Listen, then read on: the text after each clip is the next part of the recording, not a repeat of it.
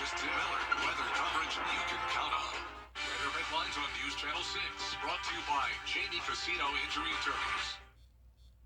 It's been a pretty cloudy Sunday, but dry so far. Now, as we go into tonight and tomorrow morning, we will see some rain, but the rest of the week will be dry and sunny. I'll have all the details on your forecast coming up. Right now on News Channel 6 at 6, an early morning weekend fire in Richmond County leaves 2 people dead. We have the details. Plus, local Little League baseball teams put on pink to strike out breast cancer. Live from Television Park, this is WJBF News Channel 6 at 6. Good evening, everyone. I'm Renetta Dubose, and thank you so much for joining us.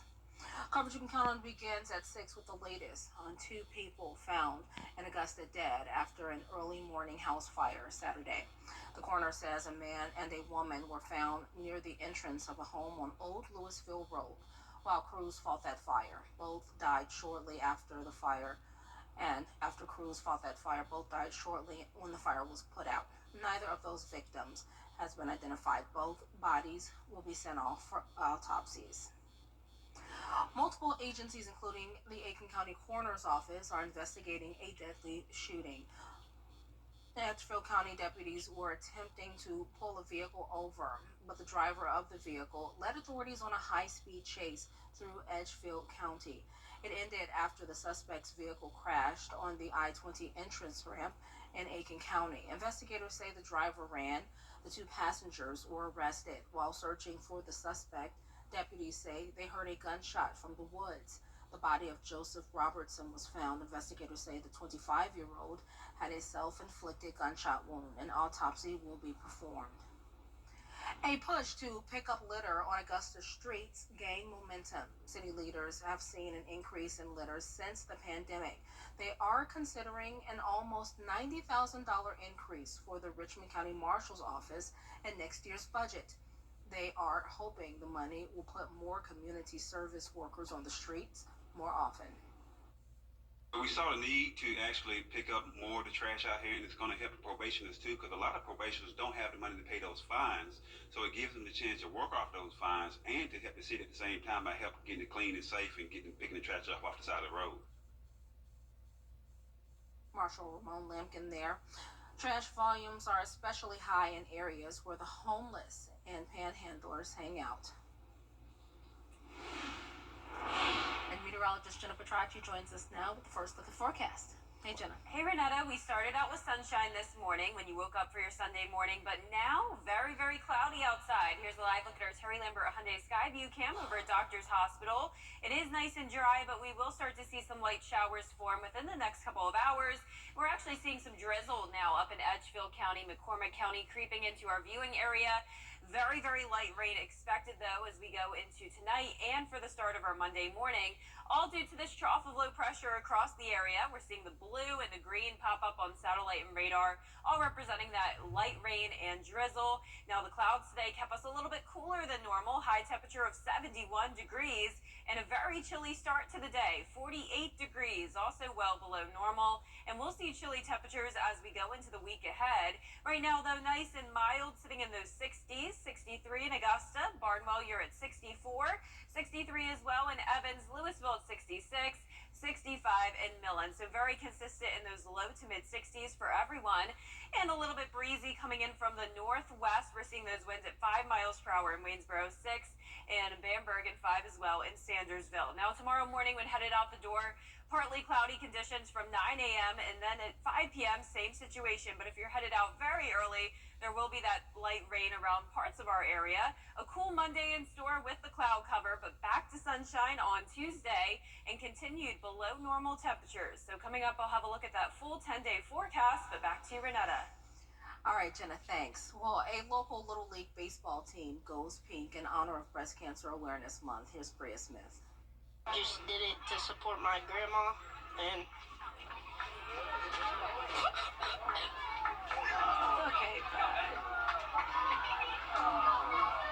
because she had cancer, Aiden usually suits up in a blue and yellow uniform before baseball games, but this time he wore pink for his grandmother. She's one of thousands who die from breast cancer each year. And in 2020, the CDC reports the illness killed 40,000 women. Some of the players' relatives have survived breast cancer or they have cancer. And even though it may not directly impact all, Tanner Adams tells us it still hurts. A lot of my family members have cancer, including my aunt. And it's just really hard seeing people die from cancer. That's why the Georgia Lightning Little League baseball team decided to go pink. It means just supporting people who have died in the past from cancer and people who have it. So I think it's just really important. Despite the battles their family might face, the team battled it out on the field, playing the sport they love for the ones they love. I just love them with all my heart. We're a great baseball team. We just lost by a little inch. Just a good thing to support. I mean, breast cancer is a terrible thing. In North Augusta, Bria Smith, WJBF, News Channel 6. Bria, thanks so much for that report. Now, you can support the fight against breast cancer by taking part in the Miracle Mile Walk. The event takes place Saturday, October 21st from 8 a.m. to 11 a.m. at the Augusta Common. You can register to participate or donate at themiraclemilewalk.org. All proceeds support local breast health services through the Piedmont Augusta Foundation. Well, this is Miracle Mile Walk Week, and on the next Jenny show, we meet a survivor who has a very special connection to the walk. Jeanette Goad is a 22-year survivor, and her daughter-in-law happens to be the leader behind Miracle Mile. Piedmont Augusta Foundation President Lori Ott. Goad shares her career journey, including the unexpected connection between her grandbaby and her cancer diagnosis. I was sitting on the porch and I would put her over my shoulder. It was time for a nap and I was patting her. And every time I do that, I'd feel pain. And so when I went to the doctor and she said, I want you to see a surgeon and have a biopsy. So that's how I found it. And what I've usually heard was you do not feel pain with breast cancer. Now we will learn more about Jeanette's story and how important her husband's support was to her, plus details about the Augusta Junior Players' upcoming production of Sisters, a musical with lots of female energy and empowerment, Tuesday at 12:30 on Jenny. Well, still ahead, bike riders across the state participated in the annual Pace Line event. Coming up, the purpose of the fundraiser. The WJBF Live. Now, your most accurate forecast with WJBF Live Viper 6. Well, we woke up to chilly conditions this morning along with sunshine, but now we're warming up and also seeing more and more cloud cover. Here's a live look at our Terry Lambert Hyundai Skyview Cam over the Savannah River. No rain at this time here in town, sitting at 63 degrees, very overcast. Calm winds and a dew point in the upper 50s. Around the CSRA, we're pretty consistent, anywhere from, say, 63 in Augusta and Edgefield to 66 down in Waynesboro and Millen. 63 as well out towards the west in Sparta, 64 in Aiken, and 66 now in Bamberg. So for satellite and radar, we're seeing overcast skies for everyone, and even some drizzle now creeping in to, say, Edgefield, McCormick County, headed towards I-20 now into Aiken and Richmond County. This is very, very light rain, though, really not significant at all, but it's due to this trough of low pressure situated across our area.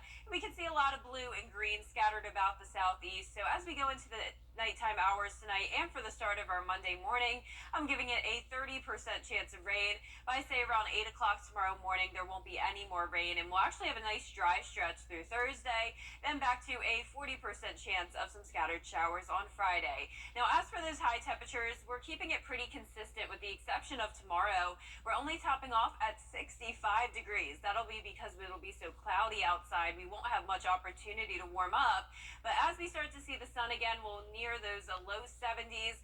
And then a little bit of a different situation for our morning low temperatures. So 50 degrees tomorrow morning, then a big drop down to 42 for Tuesday.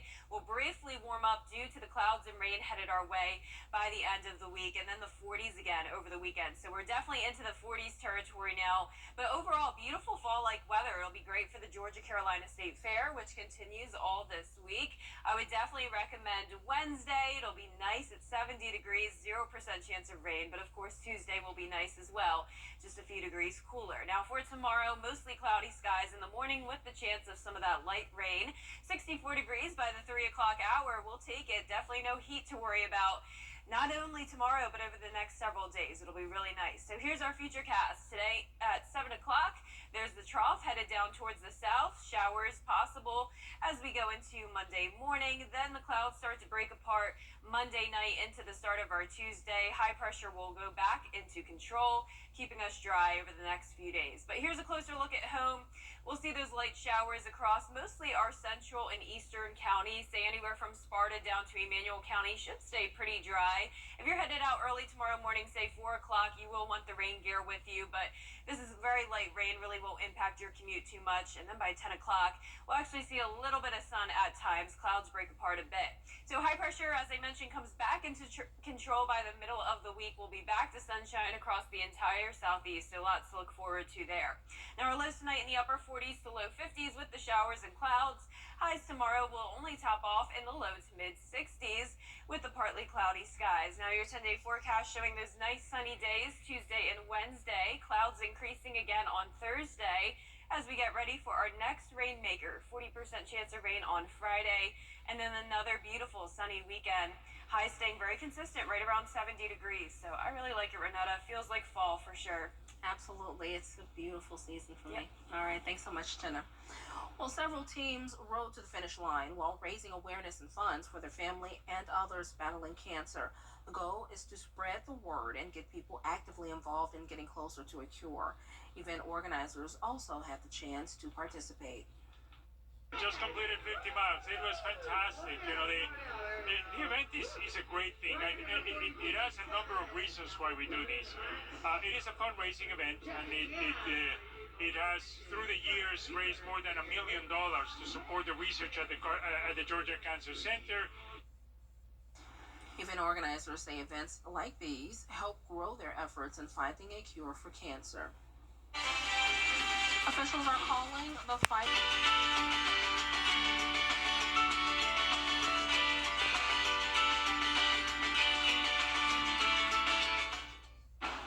Coming up, we're continuing to celebrate excellence in Black history. Stay with us. A filmmaking duo is putting a new twist on the beloved 90s sitcom My Brother and Me. News Channel 6's Carlton T. Clay has more.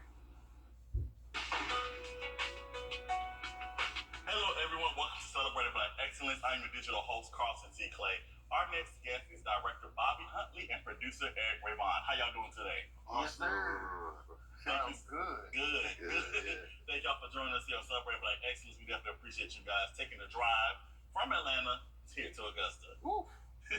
How was that drive? With him, it was long. It was a journey. It was definitely was a journey for sure.